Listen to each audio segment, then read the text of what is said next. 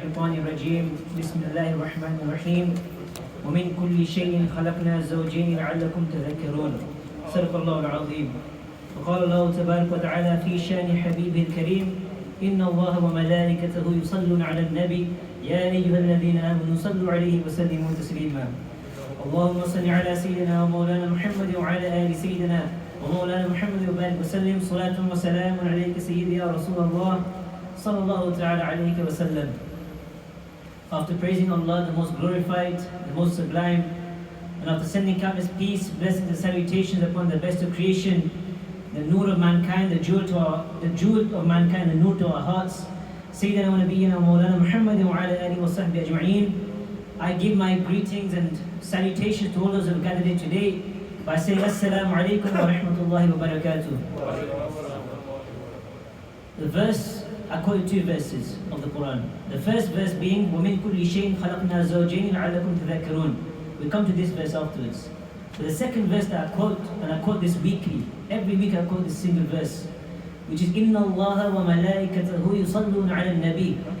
That indeed, Allah, إِنَّ اللَّهَ وَمَلَائِكَتَهُ, and His angels, they send peace and blessings upon the Prophet. إِنَّ اللَّهَ وَمَلَائِكَتَهُ يُصَلُّونَ عَلَى النَّبِيِّ. They send salutation upon the Prophet. And now Allah addresses us. He says, يَا أَيُّهَا الَّذِينَ آمَنُوا, O you who believe. Meaning not anybody else, but He's talking to us specifically. He says to the believers, not just to any normal. He doesn't say to all you Christians, all you Jews, or He doesn't say all mankind. No, He says specifically those who believe, meaning you, those who have gathered here today. يَا أَيُّهَا الَّذِينَ آمَنُوا صَلُّوا عَلَيْهِ وَسَلِّمُوا تَسْلِيمًا. You send peace and you send blessings upon him as well. So the ulama ikram, they mention, they say, well, when this verse is recited, every single believer, if you have an ounce of iman in your heart, you should also recite the rule as well by saying, Allahumma salli ala Sayyidina wa Mawlana Muhammad wa ala ali Sayyidina wa Mawlana Muhammad wa barik wa sallim salatun wa salamun alayka Sayyidi ya Rasulullah sallallahu ta'ala alayka wa sallam. Now let's go to the first verse which I recited. Allah subhanahu wa ta'ala says, وَمِن كُلِّ شَيْءٍ خَلَقْنَا زَوْجَيْنِ لَعَلَّكُمْ تَذَكَّرُونَ. And He mentioned in Surah Dhariyat. Okay, Surah Dhariyat, verse number 49. Allah says, and we have made pairs of everything. Meaning we have made twos, everything in pairs. So that you may understand, these things. Meaning Allah subhanahu wa ta'ala has created everything in pairs. You see, Allah has created male and female. This is one pair. Allah subhanahu wa ta'ala has created north and south. If you look at magnets, you have north and south. If you look at animals, you have male animals, you have female animals. You look at trees and plants, there's also male and female plants as well. When you look at life and death, they're two opposites. Lightness and darkness, these two opposites as well. You look at everything that you find, there's always an opposite to it. Allah subhanahu wa ta'ala has created these things in pairs. Everything has been created in twos. And this is very important for us to understand. Because, especially in today's day and age, there's a new fitna that comes every day. And I say this, I've been here since I think October, I've started leading Jummahs here. And every week, throughout the week, I always hear something new that's happened, or something that's controversial, or a new fitna that's emerged. And every week there's something that's happened.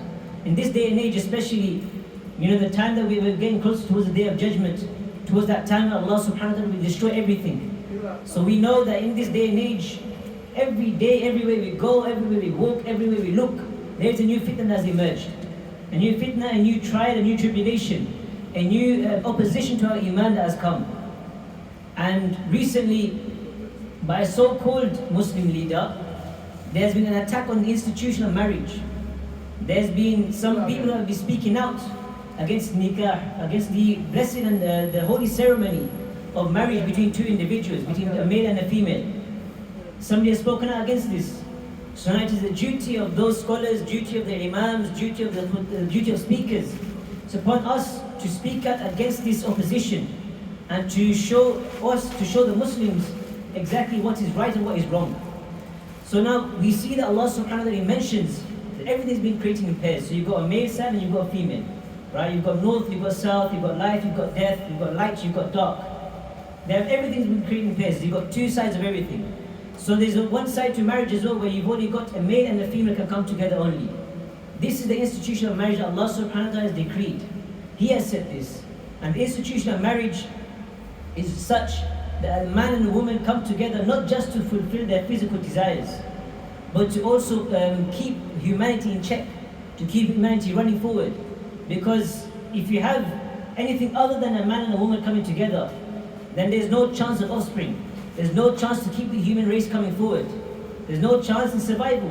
Because if you have anything other than male and female coming together, you don't have any other human coming. You don't have any other humans being born. And this leads to the extinction of a species.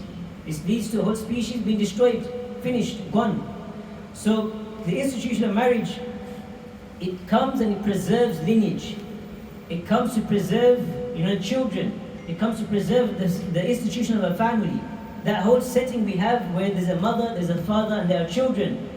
This is something which is decreed by Allah subhanahu wa ta'ala. He has said that, look, this is the way it should be. This is the way that it is. This is the way that it has been, and this is the way that it should carry on. That you have a mother, you have a father, and you have children. Now Islam in Sharia comes to defend 5 things, or to protect 5 things.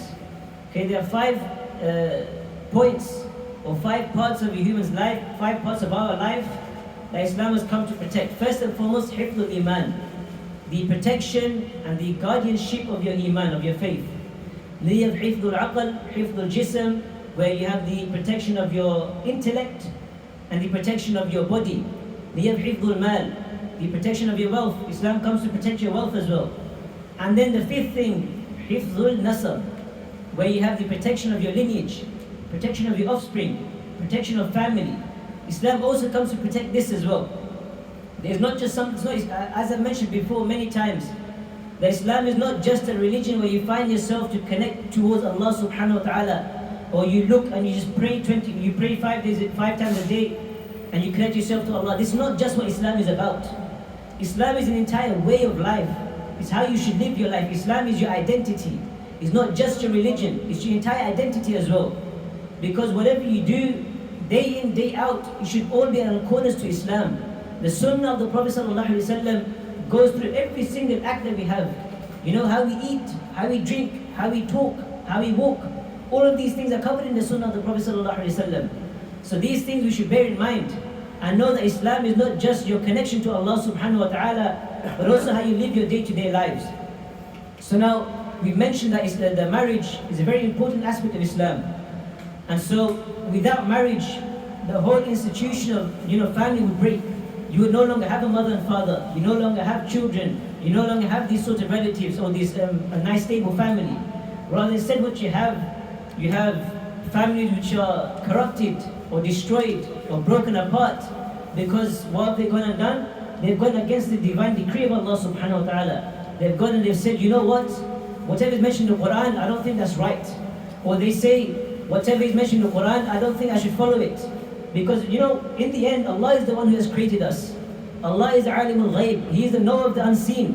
In fact, He is the knower of absolutely everything, from the past to the present to the future. And there's no increase in His knowledge because He knows everything. And once you know everything, there's no need to increase your knowledge.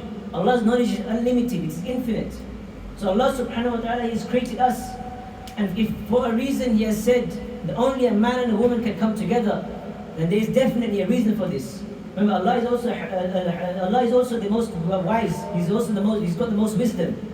So when Allah subhanahu wa ta'ala said something like, you should only have a male and a female in a marriage, then there's definitely a reason for this. Now we look at a point, and this point being that some people mention that when somebody decides to go against this institution, and instead they say that a man and a man, or a woman and a woman, and one of the arguments they bring about this is they say that it's completely natural, and they say that God has created them in this manner. Now the simple way to object to that is saying that what would you say about a thief? What would you say about a rapist? What would you say about a murderer? Were they all born this way as well? They could bring up the same argument saying that I was born with these tendencies. I was born with the tendency to steal. I was born with the tendency to attack people. They could also say this. But the only reason that you will object against this is because when these people commit their atrocities, when a terrorist commits his atrocities, you feel the effect immediately. There's physical harm done. There's physical damage done. Society feels it.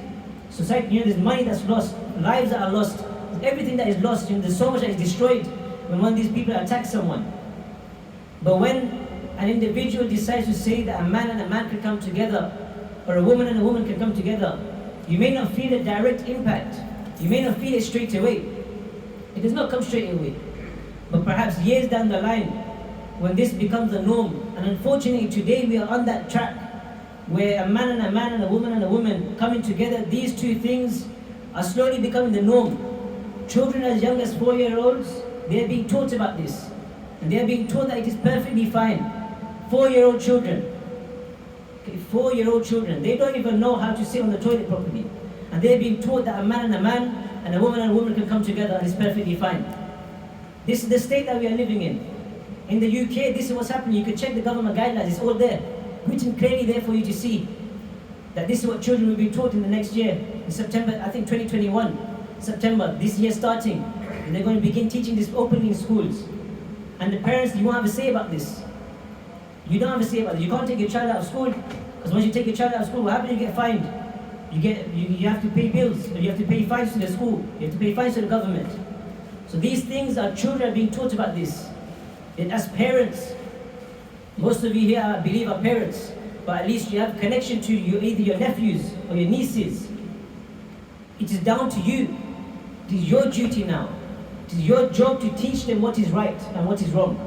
With children as young as 4, whatever you tell them, they believe it is right. If you tell them lying is fine, they say lying is fine. If you tell them to attack someone is fine, they begin attacking people. Because children, they're very innocent. Their brains are like sponges. Whatever you put inside, they keep absorbing and absorbing and absorbing. So when somebody comes to them and says that you may not see it often, but a man and a man coming together and having children or adopting children, this is perfectly fine. And a woman coming together and adopting children, this is perfectly fine as well. This is a normal family. This is what they teach young children.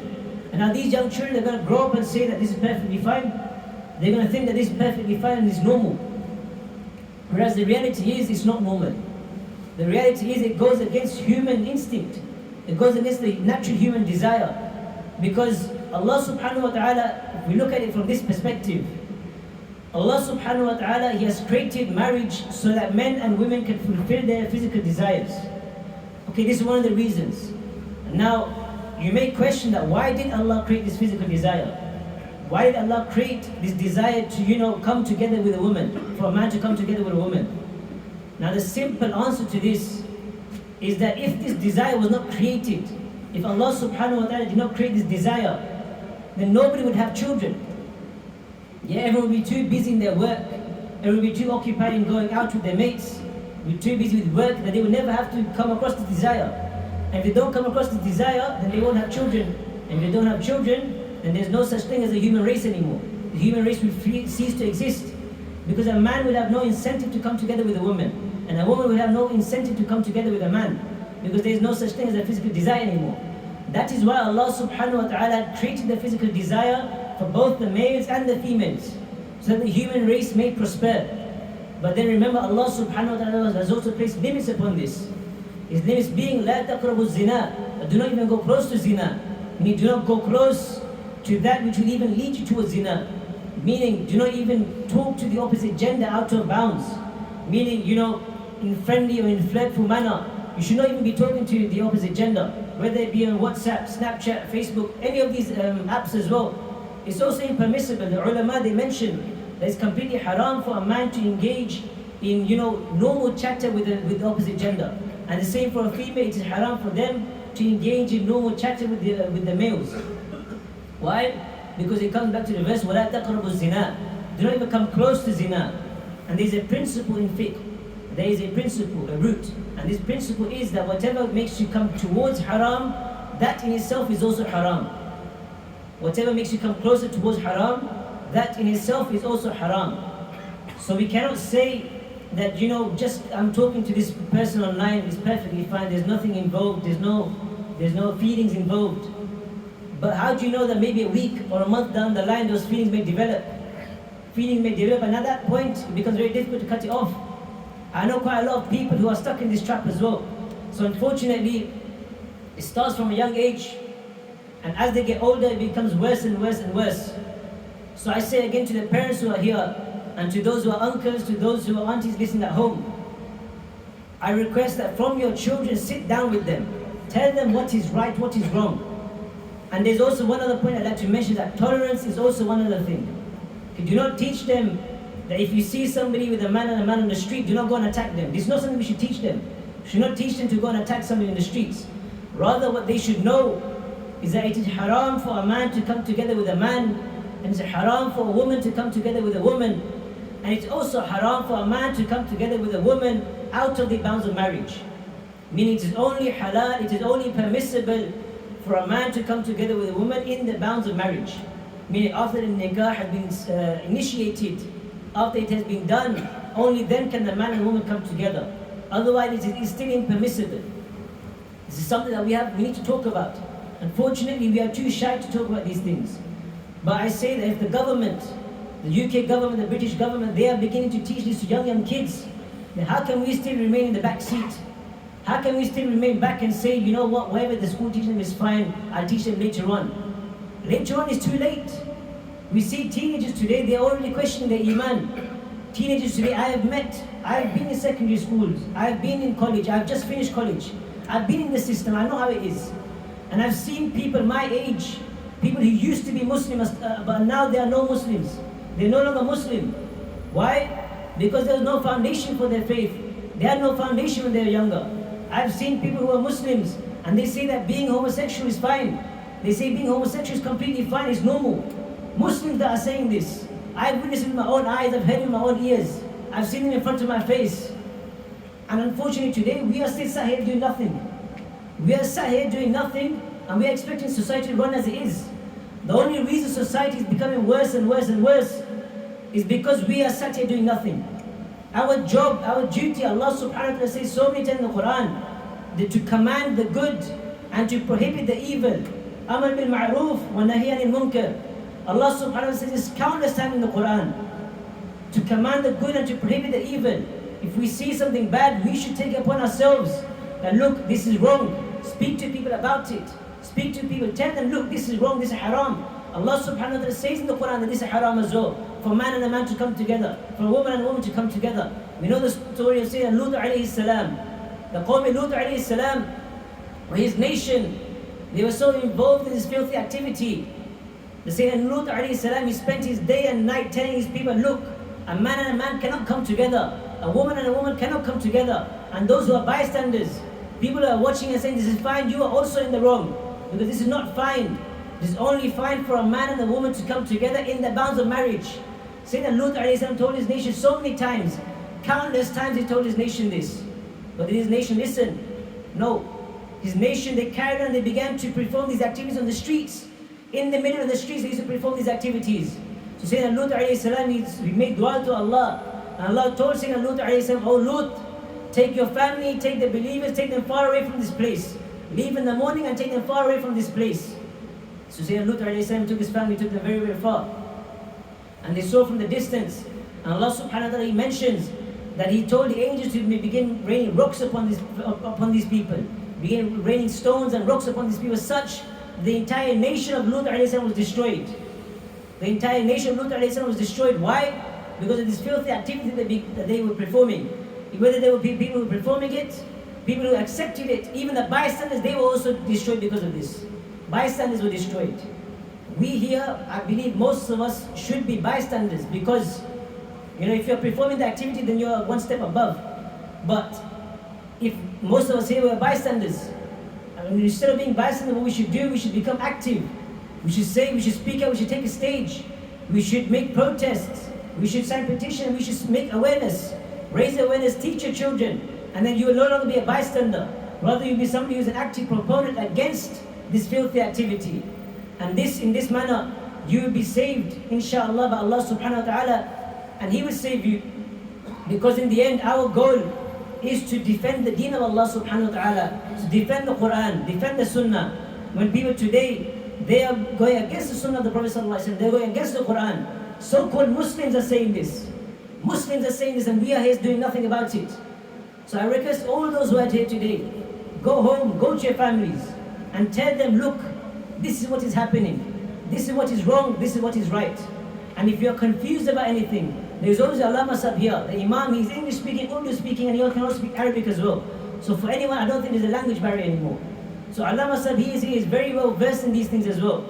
So inshallah, you can always come to him and ask him for anything. Now, I pray that Allah subhanahu wa ta'ala protects our nation, protects the nation of Muslims, and allows us to carry on and following the Quran and the Sunnah of the Prophet sallallahu alaihi wasallam. وما علينا إلا البلاغ المبين والحمد لله رب العالمين. أستغفر الله ربي من كل ذنب وأتوب إليه. For those who haven't prayed the sunnahs, you may not pray your sunnahs. The adhan has already been given.